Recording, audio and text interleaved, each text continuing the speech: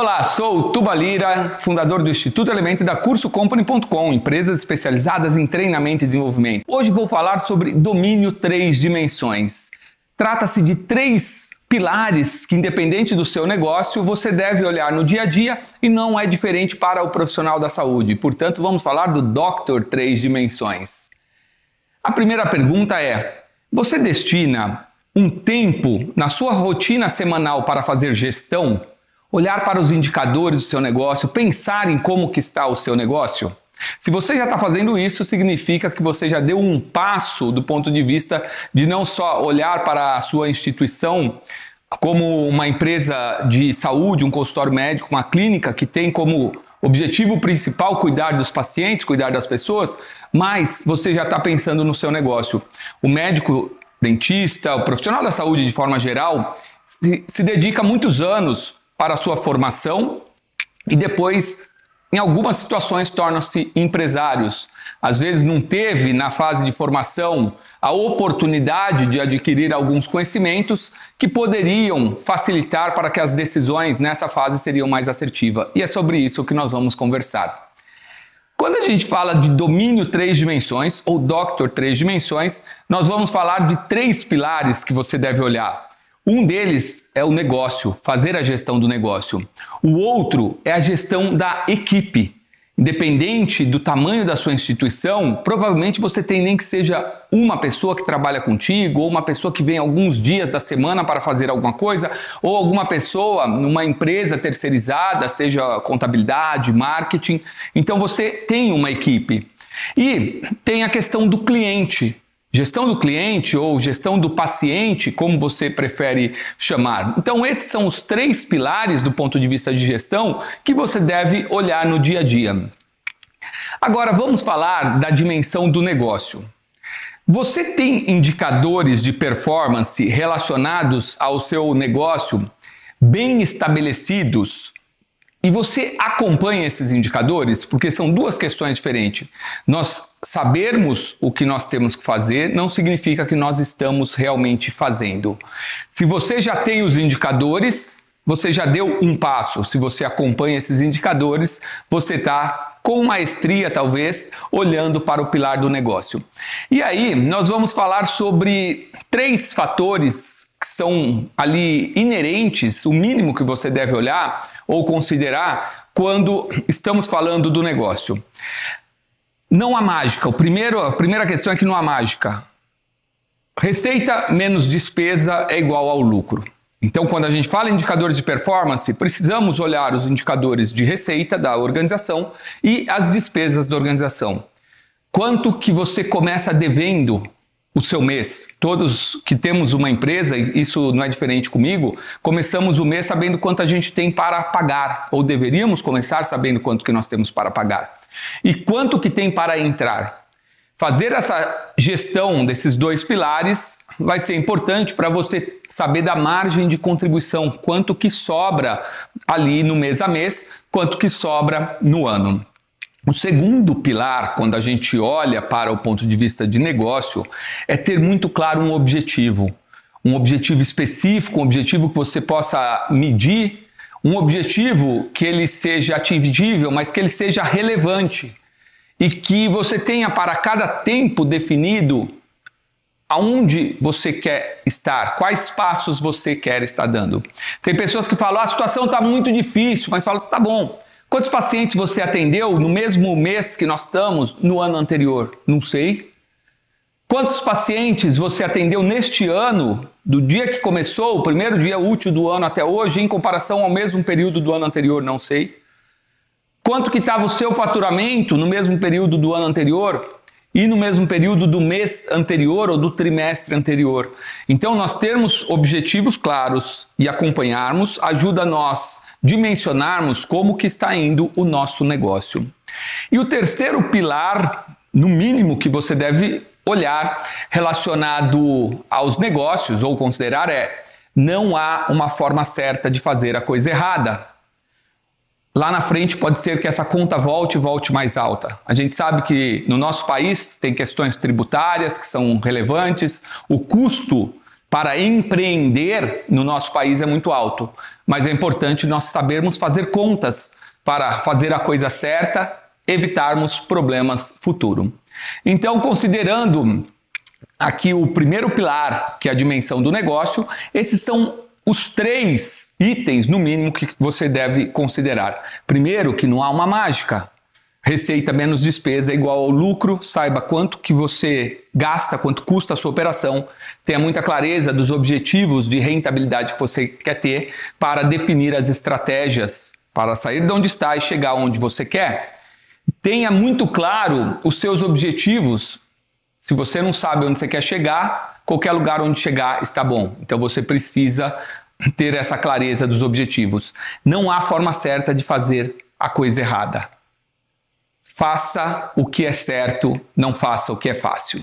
Agora vamos falar do próximo pilar, que está relacionado a pessoas. É muito comum um profissional da saúde participar de eventos, congressos. E aí me fala, quantos congressos, quantos cursos você participa por ano? Já pensou? Quanto você investe no seu desenvolvimento para fazer com excelência aquilo que você se propôs a fazer? Cada vez ajudar mais os seus pacientes, resolver problemas de saúde ou até desejos, dependendo da sua área de atuação. E a pergunta que eu lhe faço é: quantos treinamentos que você já investiu para a sua equipe? Quanto você investe na capacitação da sua equipe por ano? E daí as pessoas falam, pô, mas eu vou gastar dinheiro para treinar a pessoa e a pessoa depois sai, vai trabalhar em outro lugar. Se ela quis ir para outro lugar, foi uma escolha dela, talvez ela ponderou os prós e os contras e pode ser que existam oportunidades dentro da sua instituição de criar algo para que a pessoa queira continuar trabalhando aí. Tem pessoas que às vezes pedem demissão para trabalhar em outro lugar até para ganhar menos. Talvez o clima organizacional não esteja bacana. Tem pessoas que talvez poderiam receber propostas até um pouco maior e falam, eu não vou. Então, o ponto é, se você não investir no treinamento, enquanto essa pessoa estiver trabalhando na sua instituição, ela não, talvez ela não estará trabalhando com a excelência que poderia. Eu prefiro ter uma pessoa que o mercado queira contratar, porque é um bom profissional, porque ele está gerando performance, porque ele trabalha com excelência, do que ter um time que ninguém quer. Só eu quero. E esse time pode ser que não seja o mais adequado para me ajudar a chegar onde eu quero na minha jornada profissional. Por isso, a importância de investir em treinamento. Às vezes, a sua equipe, ou às vezes os seus clientes passam mais tempo com a sua equipe, ou a sua equipe passa mais tempo com seus clientes ou pacientes do que você mesmo. E, portanto, escolha as pessoas certas. Saber contratar as pessoas é importante. Muitas vezes nós, enquanto seres humanos, queremos contratar as pessoas pela confiança, que é a base de uma relação humana, e isso é importante, mas o profissional da saúde se forma, a tia está aposentando e fala, vou contratar minha tia para trabalhar na minha instituição, na minha clínica, no meu consultório, então contrata a tia. Nada contra a tia, mas às vezes a tia nunca trabalhou com gente, nunca gostou de gente, ela gosta às vezes de sistema, de processos, de outras coisas, você coloca no atendimento. Às vezes só por ser sua tia ela acha que é dona e vai fazer tudo do jeito dela, mandar na sua instituição. E o dia que você precisar se desfazer da tia, você vai ser o assunto de família, tá vendo? Só porque virou doutor não dá mais valor, porque trocou a fralda dele, trocou a fralda dela. Nada contra a tia.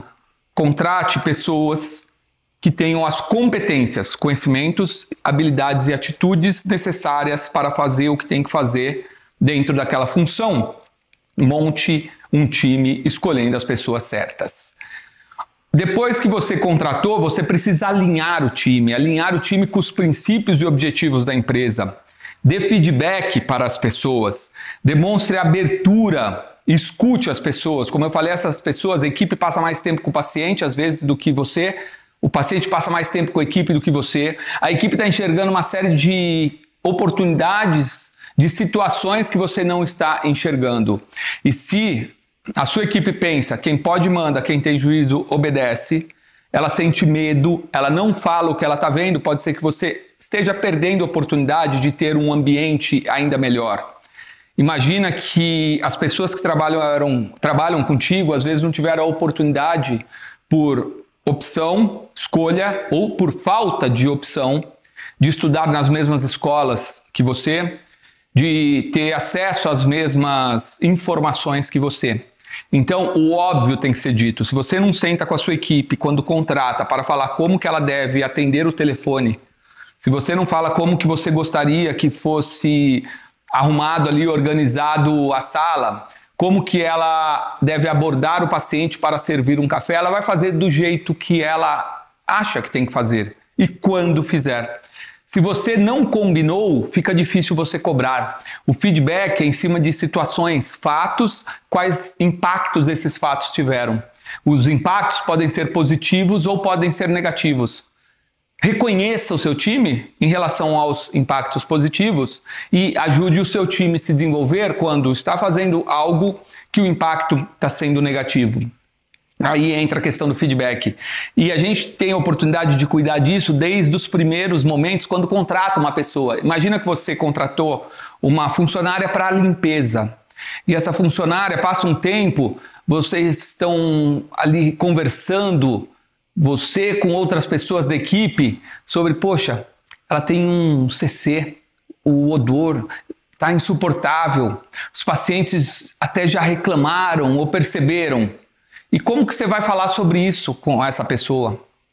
Agora, lembre-se que para essa pessoa, às vezes ela ir no supermercado e comprar um desodorante, por exemplo, significa faltar feijão na casa dela, para os filhos, para o neto. Se você, quando contrata e você preza por um ambiente saudável, preza pelo bem-estar da sua equipe, preza pela saúde da sua equipe, você conversa com essa pessoa e fala, olha, aqui a gente preza muito pelo nosso bem-estar. Me conta um pouco, o que você gosta? Você usa desodorante, leite de rosa, o que você usa? A gente tem um espaço aqui para você deixar uma escova de dente, uma pasta, então nós vamos comprar uma pasta de dente, uma escova, o desodorante deixar aqui para você, quando você chegar, você passar. E olha, eu mesmo, às vezes estou na correria, posso ficar muito tempo ali na sala, ou fazendo um procedimento, posso ficar meio suado. De repente, se um dia você passar do meu lado e sentir um CC ali, você me chama e fala, ô doutor, venceu o desodorante, passa aí, ô doutora, venceu. E daí você me dá um toque, porque é melhor você me falar do que o paciente. E vamos fazer assim, se um dia também alguém da equipe perceber, vai te chamar e falar, ó, vai lá. Mas você está combinando desde o início, estou dando um exemplo aqui de uma situação que muitas vezes a pessoa é mandada embora porque ninguém suporta ali o odor. Agora, pode ser que ela tenha alergia, que não possa, que seja por uma questão patológica que ela não possa usar, mas você vai estar sabendo. Então, estou dando exemplos de quanto que, se a gente combina as coisas com a equipe, até para ter conversas mais difíceis, fica mais fácil. Se você tem na sua parede lá a visão, queremos ser reconhecido como a empresa, ou a clínica, o consultório, o hospital que oferece medicina de excelência e atendimento humanizado. Em algum momento alguém não teve paciência com um colega de trabalho, com um profissional, com um paciente, fica mais fácil para você conversar. Vem cá, o que está escrito ali? Qual que é o nosso propósito? Quais são os nossos princípios que a gente não abre mão? Olha, um atendimento humanizado, respeito aos colegas, respeito às pessoas. Fica mais fácil você cobrar porque está combinado qual que é a cultura esperada da empresa. Então, isso é alinhar o time. Falar como que você gostaria que fosse essa empresa a qual tem várias pessoas que fazem parte. As pessoas passam mais tempo, às vezes, trabalhando do que com as pessoas mais amadas. Então tem que ser gostoso, tem que ser prazeroso. A pior coisa que tem é sair, nossa, eu não suporto mais, não estou aguentando, todos os dias tem que ir para esse lugar, olha a energia que está levando para dentro da sua empresa. E aí tem o terceiro pilar. Então, falamos ali de escolher as pessoas certas, falamos de alinhar o time, dar feedback, e agora nós vamos falar de celebrar. Celebrar cada uma das conquistas, se tem objetivos claros e atingimos esses objetivos, se você tem uma pesquisa de satisfação, NPS, Net Promoter Score, para medir a satisfação do cliente e a equipe foi bem avaliada, celebre isso com a sua equipe. Comemore, reconheça, e lembrando que não tem a forma certa de fazer a coisa errada, Se você vai dar um reconhecimento em dinheiro, é importante recolher esses impostos para não ter um problema lá na frente. Agora, às vezes, um pequeno gesto, você reconhecer a pessoa com, olha, comprei um combo para o cinema aí, 2 ingressos com pipoca, refrigerante, e você deu para a sua equipe. Às vezes, aquela pessoa da limpeza, ou uma pessoa que, ali, uma secretária, está num momento de vida que ela não está podendo sequer se dar ao luxo de ir com o filho no cinema e de repente ela recebeu esse reconhecimento por uma performance, por resultados que vocês estão alcançando e ela vai sair passear com o filho e falar, poxa, isso aqui foi do trabalho que eu faço e o reconhecimento que eu tive. A família começa a gostar também da empresa porque está sendo reconhecido. Isso é o celebrar. Então é importante que vocês celebrem com o seu time cada uma das conquistas. Isso aumenta o engajamento. Cuide bem das pessoas para as pessoas cuidarem bem do negócio. Então, com relação ao pilar de pessoas, nós temos que escolher as pessoas certas, alinhar o time, treinar, dar feedback e celebrar, engajar o time para que as pessoas se sintam bem fazendo aquilo que elas querem fazer dentro da instituição da qual você é o proprietário ou qual você faz parte também. E vamos para o terceiro pilar, que é o pilar do cliente. E aí, a questão é, você tem uma estratégia ali para todos os pacientes retornarem com a frequência que deveriam? É importante a gente entender qual é o perfil de clientes ou pacientes que existe dentro da instituição. Isso serve para qualquer negócio, que se aplica na área da saúde, aplica-se em outros negócios também. Se existem tratamentos crônicos, paciente que precisa voltar com uma determinada frequência, o melhor resultado será se ele voltar de acordo com aquela frequência que foi estabelecida. Existem outros negócios dentro da área da saúde que o perfil de paciente não é recorrente, não é crônico. Teve um trauma, foi lá, resolveu, ele vai voltar se tiver outro trauma. Então depende da sua área de atuação. O seu paciente pode ser um paciente que ele seja ali esporádico, um cliente que venha para resolver um problema e vai embora, ou pode ser um paciente crônico, a pessoa tem um diabetes, ela tem que acompanhar, a pessoa tem ali um problema risco cardiovascular, tem que acompanhar. Mulheres deveriam ir ao ginecologista com uma determinada frequência. Homens, depois de uma idade, ao urologista, clínico, cardio, dentista, odonto. A pergunta é, qual foi a última vez que você foi no seu dentista? Qual foi a última vez que foi ao ginecologista? E às vezes vai passando e fala, nossa, já faz 2 anos, já fazem 3 anos que eu não vou. Se você cuida do seu paciente para ele voltar com a frequência que deveria, você está cuidando da saúde do seu paciente. Consequentemente, você vai ter sua agenda cheia, você vai ter também uma recompensa para o seu negócio, mas você está colocando a saúde do seu paciente em primeiro lugar. E aí, 3 pilares importantes, que são fundamentais, pelo menos, que você deveria usar quando a gente pensa na gestão do cliente ou do paciente, é que cada cliente é uma pessoa diferente, tem um conceito de empatia. E empatia não é trate o outro como você gosta de ser tratado. Tem gente que gosta de apanhar, eu não gosto de apanhar. É trate o outro como o outro gosta de ser tratado. Ah, coloque o sapato do outro, mas com o tamanho do pé do outro, para ver se está apertado, folgado, se está confortável. Então a empatia é tratar o outro como o outro gosta de ser tratado. E aí tem muitas pessoas, às vezes, que são tecnicamente bons profissionais da saúde, mas às vezes a pessoa muito técnica tem um discurso que às vezes o paciente não entende o que fala, não gosta de falar de questões pessoais e vai atender um paciente que gosta. Oi, doutor, tudo bem? Nossa, tô tão feliz, meu netinho nasceu. Pois não, o que você tem hoje? Fala, pô, nem pediu para ver foto do meu netinho. E tem outros que dizem, oi, tudo bem? Como é que tá? E fulano tá bem? Fala, que tipo de intimidade que eu dei para querer saber da minha família? Tem pessoas que gostam de falar sobre questões pessoais, pessoas que não gostam. Isso é falar de empatia. Tem pessoas que falam mais devagar, mais pausado. Se você é uma pessoa acelerada, fala rápido, diminua um pouco o tom e velocidade da voz, dê mais informações para essa pessoa, que essa pessoa precisa de mais informações para ela aderir ao tratamento, para ela se engajar com o que ela tem que fazer, para ela tomar a decisão que ela precisa em relação a um procedimento, para ela entender o que precisa ser feito. Tem pessoas que não têm paciência. Se der 3 folhas ali, termo de consentimento, onde eu assino e não vai ler. É importante você pegar essa pessoa e falar, ó, presta atenção, isso é muito importante. Senão a pessoa vai, às vezes, usar o medicamento de forma errada, vai fazer um pós-procedimento de forma errada e isso pode aumentar o risco do resultado não ser o melhor esperado e o seu trabalho, com toda a excelência que você está colocando daquilo que você aprendeu, não se reverter em performance. Tem um segundo pilar, que é considerar o resultado que a sua empresa está gerando para o cliente.